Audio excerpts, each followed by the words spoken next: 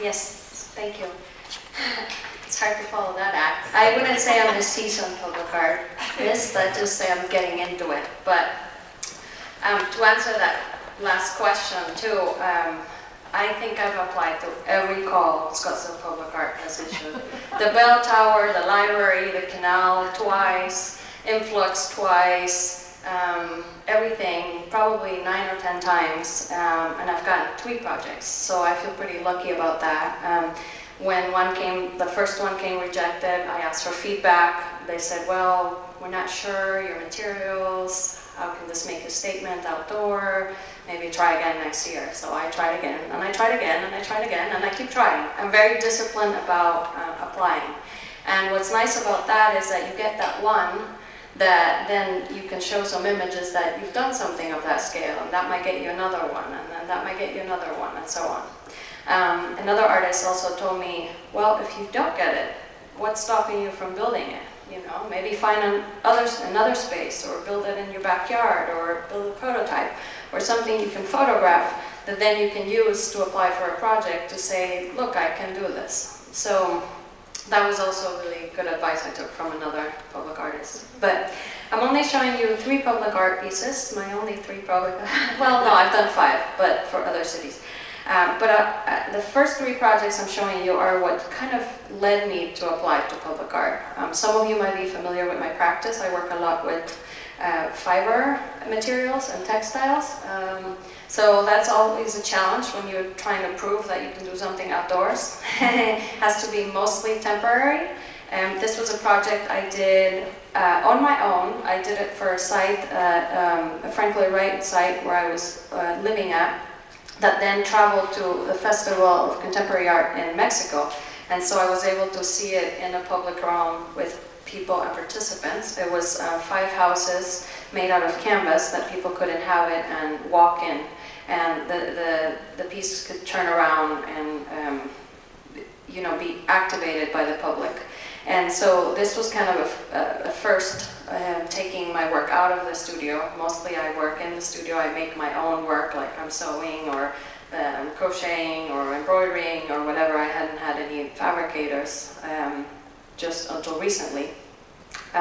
So I did this piece, which then led me to apply to an exhibition here at the Ice House in the space that's called the Cathedral Space. If some of you are familiar with this, it doesn't have a roof.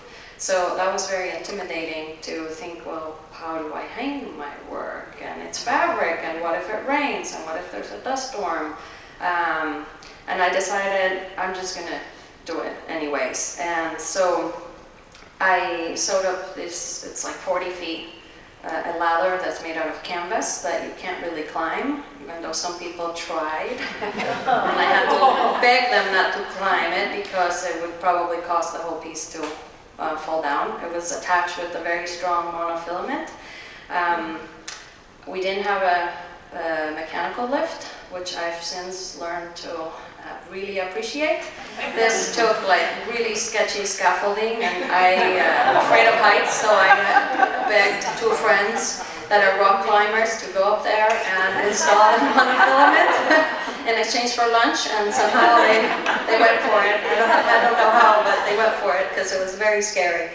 But this kind of gave me a whole new set of vocabulary. Wow, it could be outdoors, and it could be hanging from a thread, and it could not have a ceiling and still be okay. And sure, the fabric got wet and somewhat damaged, but it was okay. It was just meant to be temporary. So it was up for about a month, I think. And then right after that, I was asked to collaborate with a choreographer and a costume designer on a stage set for a stage in China. And that was an amazing opportunity. We flew out there and we had a day to make the stage. So there was a lot of prototyping before I went and trying to figure out what material I could buy there. As soon as I got there, I could sew with a sewing machine in a hotel room.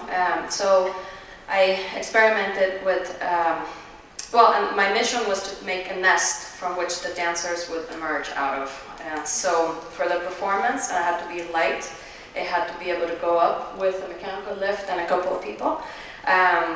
and it had to interact to the body. The metamorphosis was the theme of the performance. So I decided to work with a pantyhose as my module. I've become really good at figuring out a module that I can use and then repeat over and over again. So it's usually 2-3 pair of pantyhose that are sewn together by the waist. I landed, they took me straight to a factory, I bought 100 pairs of white pantyhose, sewing machine, and then I was locked in my hotel room for a day, sewing, and there were pantyhose all over the hallway. I'm not sure what the staff of the hotel thought about us. The costume designer was in the same boat. She was cutting skirts and fabric in the hallway. And then we installed in a day. The performance and dress rehearsal were the same night. And the takedown was the same night. It was really, really intense, but an amazing learning experience. It was very successful. This nest was only for the opening act, but the choreographer and stage people over there, they liked it so much that they kept it open throughout the whole performance. And once they put lights on it, it turned into a completely different piece. So that was something I couldn't have even planned. So these 3 projects kind of made me shift gears in how I think about fabrics and modules and things that I can adapt to multiple uses. So when the call came up for Influx, I applied for one of those empty storefronts, and then they came back, and Kristen came back and said, "We want you to do the library." And I was like, "What?" I applied for the small storefront. No, you can do the library. Can you submit a proposal? I was like, okay. So I submitted something. I showed her, I had like 3 ideas, and one was very, very literal. A book open with words hanging down. She's like, no, too literal. Go back to the drawing board and apply something else. And I said, okay. So I'm gonna go back to thinking about the creative process. And the show that I was supposed to, I was only working with the overhead space, which to an accompanying show of journals. I don't know if any of you remember the 100 journals. So I was thinking about the creative process and what does that look like in our head and the neurons and the connections. And I thought, hey, I have something in my vocabulary here that kind of talks about that. And what other module can I accompany that kind of network of neurons with? So of course I picked something very iconic of the idea, which was the light bulb. So at first I applied combining, the pantyhose with light bulbs. And I had this brilliant idea. Yes, I'm going to do all the work myself because I don't believe in fabricators. And my budget doesn't allow for fabricators and what I want to do. I work with yarn, so I'm going to wrap these light bulbs in yarn. Halfway through the project, I'm thinking, who came up with this idea? Hundreds and hundreds and hundreds of yarn skeins and forms. I had to prototype all these forms that would go underneath so that I didn't have to make them out of solid yarn, and then what size, and I'm thinking this is really big. And I get to the library and I hang them and they looked like tennis balls out there because that space is cavernous and massive. And I thought, oh. And I had 3 days after I showed up with all these light bulbs, and so I went home and every night I'm wrapping more yarn balls and more light bulbs. And then of course had a fabulous crew to install. I can't remember his name right now. He was up in the mechanical lift all day long, like for 3 days, putting all these holes to be able to stretch all the pantyhose in place and hang the light bulbs. And it was really fun. Recruited my parents, my friends, assistants. It was a huge learning experience, and it ended up interacting really nicely with the show below and creating little pockets for people to experience journaling and reading the journals. Had like these 3 different areas. In retrospect, if I were to fix something, I think I would have maybe invested more time figuring out lighting. But that's also goes with the site. It was very hard. They didn't want to change the lights in the library because of all the safety concerns, and they didn't want to turn the lights off and use something else, obviously, because of the safety. of people being disability. Everything had to be over 8 feet, you know, so that we wouldn't get a kid hanging onto a pantyhose and the whole thing came down. So there were all these things I didn't know I had to work with, and that kind of figured out as I went.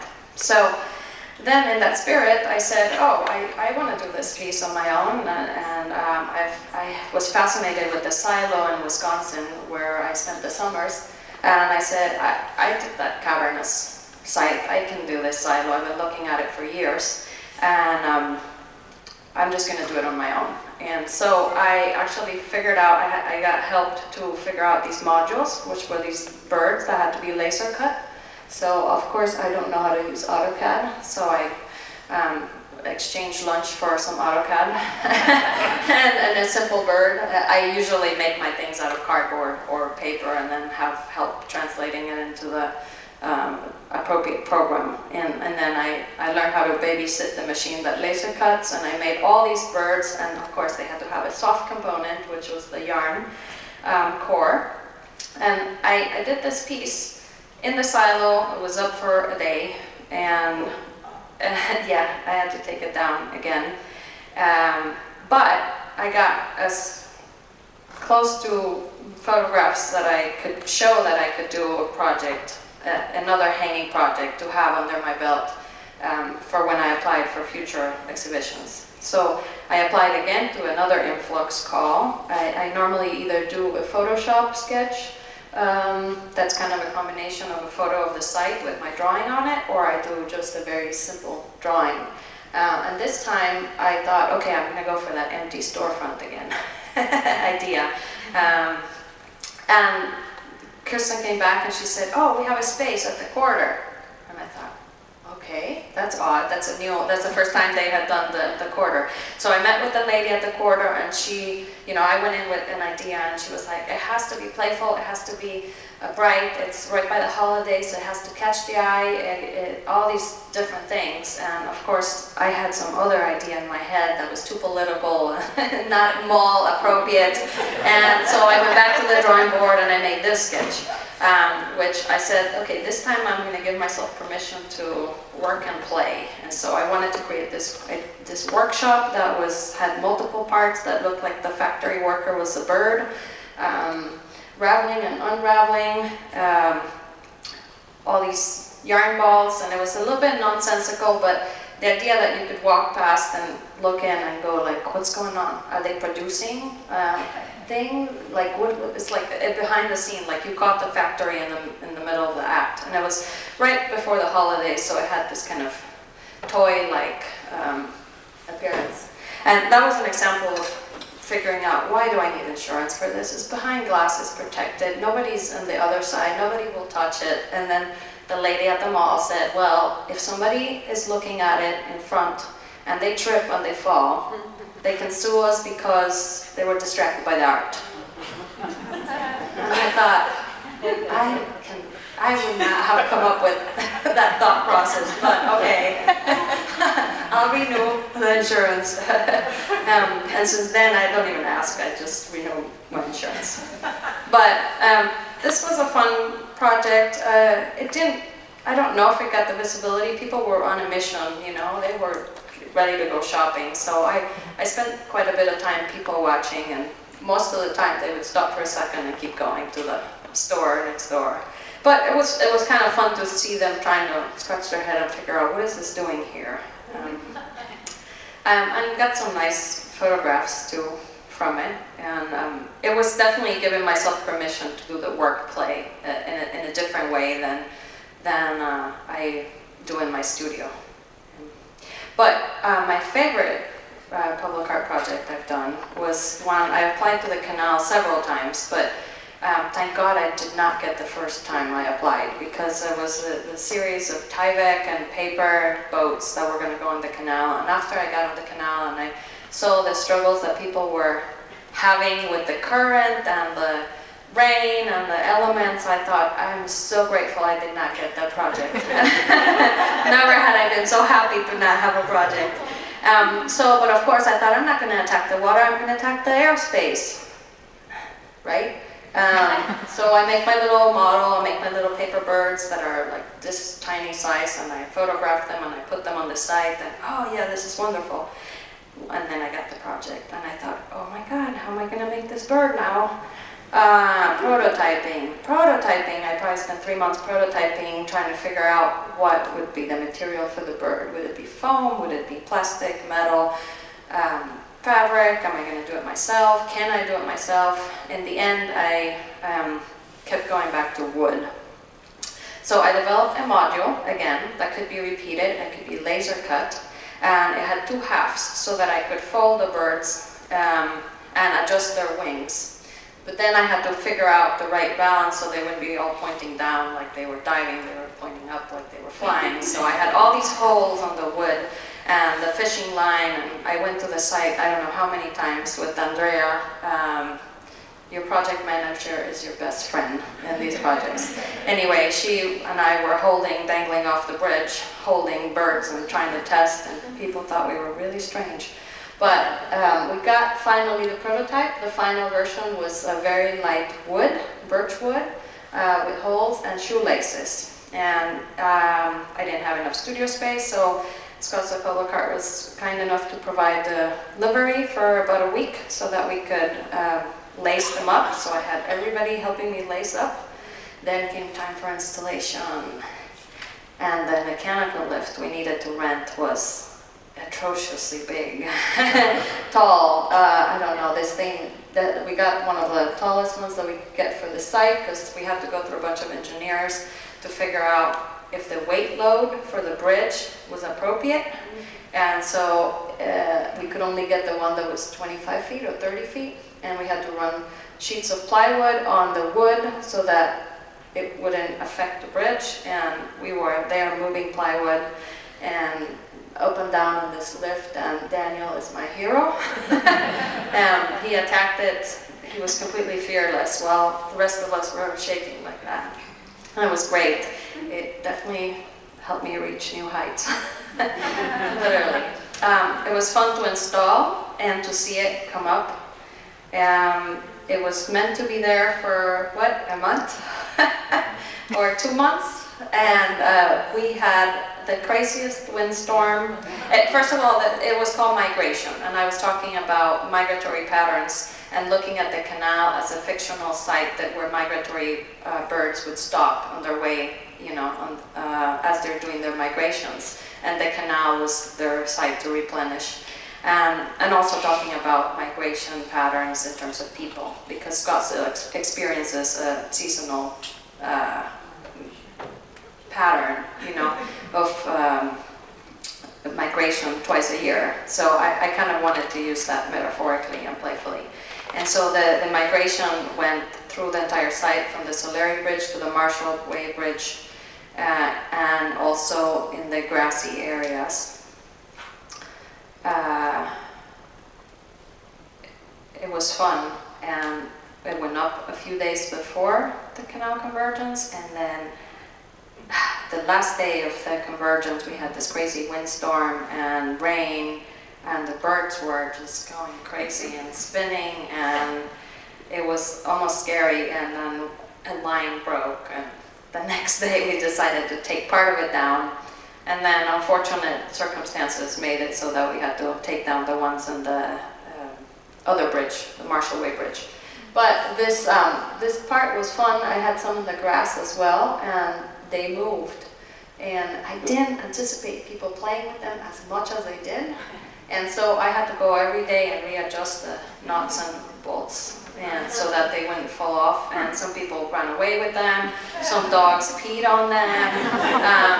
It was definitely, it's a learning experience every time I have a public art piece, because I underestimate how the public interacts with them. So in your projects, always think that you have to make more, because I kept showing up with installing more and replacements every day. That's something I didn't know that would happen. But another fun aspect of a lot of these projects that I've been able to do is that normally in my proposal I kind of think or brainstorm what activity could go with this project that is kid-friendly, or family friendly, and whether it's like a sewing activity for the journaling, like sewing in the journal. The quarter we did more of a kind of an opening thing, but then for this project, the kids could draw and take home a bird with them, so that was a lot of fun. So that's where I'm at. So what I would like to say is, and I appreciate Saskia saying about the staff who work with the artists, but we appreciate all of you being flexible. Saskia was so flexible out there. We had winds coming through. Nobody anticipated that strong of winds with rain. And so we were all kind of figuring out what are we going to do, but yeah, we installed the lines a couple of times. One of the photographs that we always show at Canal Convergence is a really beautiful one we have of Solari Bridge with your birds against it. I mean, it really is kind of this iconic piece. And what she was talking about with the cables, we're very sensitive about a public art work that then another artist would come in and kind of look at. And we did have to be careful about the cables. Believe it or not, they look really strong, they are really strong, but there's a lot of tension, and we had to be really, really sensitive to that. And so Saskia was really wonderful about kind of working through, you know, all of that with the attachment of the bird. So we really appreciate your flexibility, because sometimes we all have to kind of keep problem solving, even for some of our temporary installations. Well, that was in the prototyping. We had thought of all these ways, because the cables to the bridge are slippery, we couldn't really, also we couldn't attach anything that would damage the integrity of the cable. So if it had been a permanent project, maybe we would have done, you know, more of a metal cable, but you know, that takes a lot more time and budget, and so all these factors went into it. It was definitely a learning experience. And I'm sick of working with monofilament.